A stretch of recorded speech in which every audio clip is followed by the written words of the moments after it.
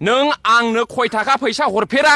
माब्ला नोङो आंनो गस्ला लंपेन्ट बायनानै होफेरा हो आरो नोङो बुंदों 15 लाख नोंनाव दाबिदों होननानै मा फोरमान दं नों आंखौ सेरजा दामनो गान खननो लेंहरदों बेयो सैथो नाथाय नों आंखौ सेरजा दामनो फोरोङाखै नों आंखौ गान खननो फोरोङाखै नों आंखौ लेखा फरायनायाव हेफाजाब होआखै आं नोंनि आथोनाबो फैसा जायाखै दिनै आङो गोख्रों फिनजाथाय होदों फेक्ट बेयो सैथो नङा आदा जनक उजिर नों गावखौनो मोजाङै बिजिर दिनै नोंसोरो लाजिखोना लाजिदिया आंखौ बेयाव केस होलायनो कमप्लेन होलायनो क'क्राझार पुलिस थानायाव औ DSP खौ फन हरहोबाय थायो असि दारगाखौ फन हरहोबाय थायो दिनैनि बे समाव आङो गोख्रों फिनजाथाय होनो साखाफारा जादों बेनो जाबाय सेथियावनो लरेन्स इस्लारि सार 3 नाम्बार क'क्राझार कनस्टिटिउएन्सिनि UPPLनि केन्डिडेटखौ आरो नैथियाव क'क्राझार जिल्ला UPPLनि नेहाथारि सेक्रेटारि जनक उजिर आदाखौ आरो 3 नाम्बाराव जाहैबाय बिथांमोना सेन्ट्रेल UPPL आरो क'क्राझार डिस्ट्रिक्ट UPPL लरेन्स इस्लारि सारमोना आंखौहाय क'क्राझार पुलिस स्टेसनाव मोनसे केस कमप्लेन होदों बिनि बिसयै आङो मोनथामनि बिसयै आङो गोख्रों फिनजाथाय होनो साखाफारा जादों बे समाव दा सेथियावनो जाहैबाय लरेन्स इस्लारि सारा आंखौहाय ओरैबायदि बुंदों बेखौ आंसो मानसि बानायदों होननानै बियो क्रेडिट लादों आरोखि दाखालि 1 थारिखनि गावनि UPPLनि केम्पेइनाव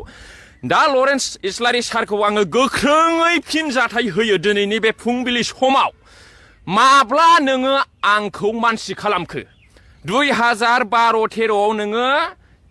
क'क्राझार डिस्ट्रिक्ट एबसुनि प्रेसिडेन्टमोन नों आंनो खय थाखा फैसा हरफेरा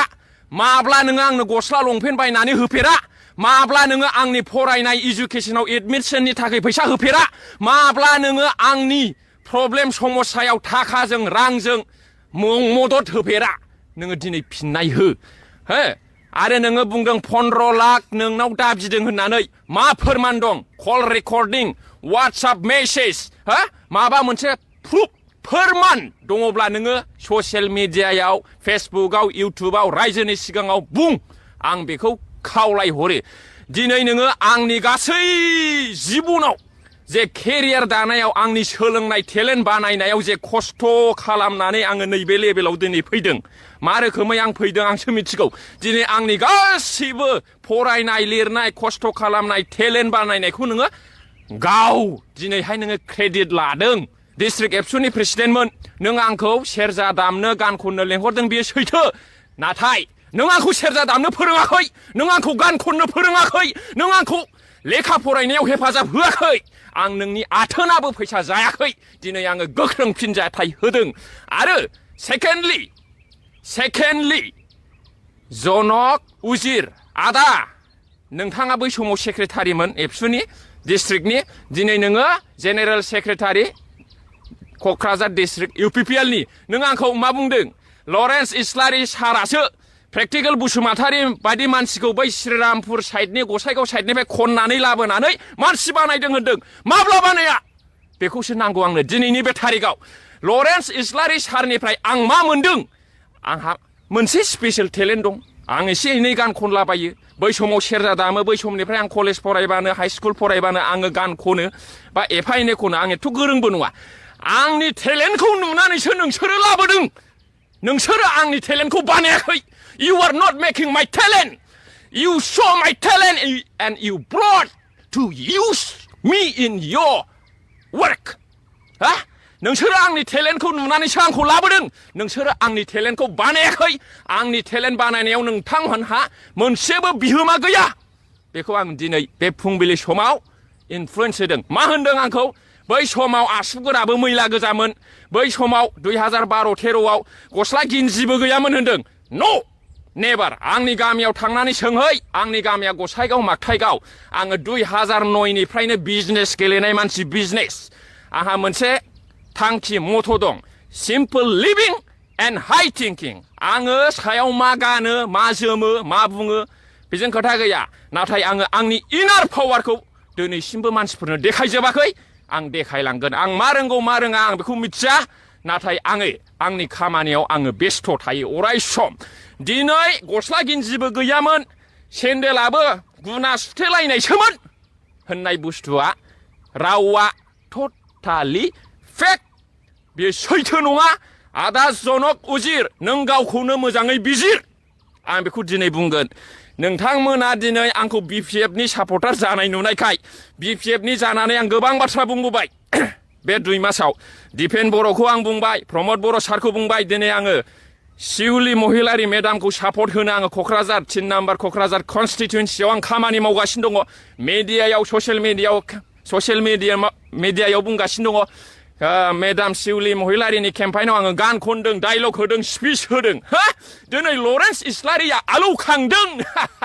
औ नों 5 बोसोर MLA जाबाय नों आंनो थाइसेबो फैसा हराखै नोंनिफ्राय आङो मोनसेबो स्किम मोनाखै सेन्ट ग्रेभेल लामानि 10-12 लाखनि सेन्ट ग्रेभेलनि लामानि स्किमबो आङो मोनाखै नोङो आंनो थाइसेबो फैसा हराखै औ नों बुंदों आंखौ मानसि खालामदों मा फोरमान दं बेनिफ्राय देरसिन फोरमान मा दं नों जेब्ला डिस्ट्रिक्ट एबसुनि प्रेसिडेन्टमोन नोंहा जेबो गैयामोन नोङो सेन्ट्र गंसे बोराय एबसुनि बे बागानसालियाव थानानै नोङो बे सेन्ट्र बोरायखौल' सालायोमोन नोंहा थाखा फैसानि जेबो बिदि गोहो गैयामोन औ आं नोंनिफ्राय जेबो मोनाखै दिनै नोङो लरेन्स इस्लारि सार आंखौ मानसि बानायदों बै गामि गोथौनिफ्राय लाबोनानै आंखौ मानसि बानायदों होननाया बे बिराद लाजिथाव बिराद डिसग्रेसफुल एखेबारे बे आंखौ माने गावनि जानानै खारनाय गावनिफ्राय फैसा जानानै खारनाय गिदिर स्किम लानानै माहाजोन जानानै खारनाय बिदि साइज नोङो बुंदों लरेन्स इस्लारि सार you are going to lose in this election एखेबारे नोङो जेननो थांगासिनो दङ एखेबारे नोङो ओरैबायदि गाज्रि रोखोमै जेनसिगोन लरेन्स इस्लारि सार नोङो बेखौ गोसोआव लादो दिनै नोंसोरो लाजिखोना लाजिदिया आंखौ बेयाव केस होलायनो कमप्लेन होलायनो क'क्राझार पुलिस थानायाव औ DSP खौ फन हरहोबाय थायो OC दारगाखौ फन हरहोबाय थायो आउटपस्ट आंनि साबखाथा मागथाइगाव आंनि गामिनि खाथि आउटपस्टनि साब इन्सपेक्टरखौ फन हरहोबाय थायो सामफ्रामबो मैयाबो हरदों मानो औ आंखौ सिगिनानै आंनि खुगाखौ माथुनो सानदों औ आंखौ गिनानै नोंसिनि UPPL आव आखाइ थिखोनानै जइन जाफिनगोन सानदों नामा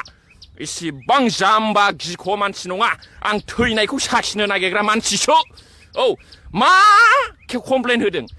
बिसि गिदिर कमप्लेन दा केम्पाइना गाबोनल'सै जेल जानांबाबो आं जेबो सारा आं बुंदों जिबनाव 10 बार जेल जागोन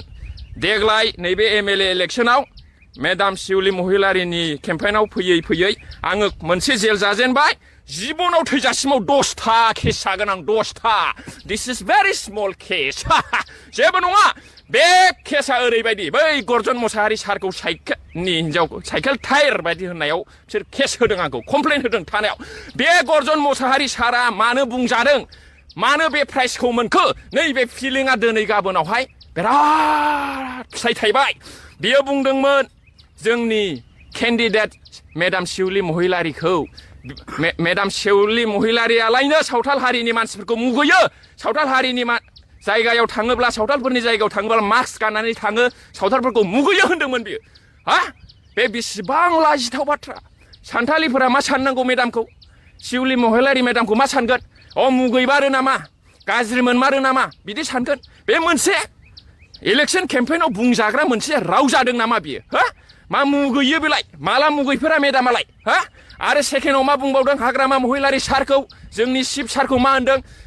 सारालायनो हिनजाव गदाय दं सारना मा राव बेलाय आङो नामखौ बुंला सोरखौ होनदों बयबो खोनाखाबाय ससियेल मिडियायाव बड'लेण्ड बुब्लि ना मा बे निउस चेनेलाव हगारदों मा फोरमान दं हा बिदि जानला मोनला खोथा बुंनायखौ आङो सिगांनिफ्रायनो गर्जन मोसाहारि सारखौ नेगासिनो दंखायोमोन जमगासिनो दंमोन आरो बिनि सिगां मोनसे बाथ्रा बुंबावदों बियो जोंनि PM मुनमुन ब्रह्म मेडामखौ ओरैबायदि बुंदों फान्थाब फुन्थाब गानो माबा मानसि गाज्रि ड्रेस गानो होननानै बिदि ओरैबायदि गाज्रि रोखोमै बुंदों बियो मोनसे केम्पाइनाव आरोखि दाखालिसो बिनि सिगाङाव नैबे मोनथाम खोथाखौ लानानै बियो आंजों प्राइज होजादों आं मिथिगौ बे बुंजाया गासैबो खोथाखौ मिथिगौ नाथाय गुबुननि न'खराव अर सुनानै होनाय गुबुनखौ बिदि बुंनायाव माबादि फिलिं मोनो बियो बुजियाखैमोन गर्जन मोसाहारि सारखौ रावबो बिदि फिनजाथाय होफेराखैमोन बे 5 बोसोर 10 बोसोराव दाखालि आं होबाय दा बियो बिदि बुंजायोब्ला बिदि खालामजायोब्ला माबादि फिलिं जायो गावनि न'खरनि मानसिखौ बा गावखौ बिदि रोखोमनि बुंजायोबा माबादि फिलिं मोनो बे फिलिंआ दा गर्जन मोसाहारिनाव दंसै आरो बियो बुजिबाय आं मिजिंथियो फैगौ दिनफ्राव बियो जानला मोनला नंखाय खोथाखौ बानायनानै जेन' बुङा आं बेखौ वार्निंसो हरबावो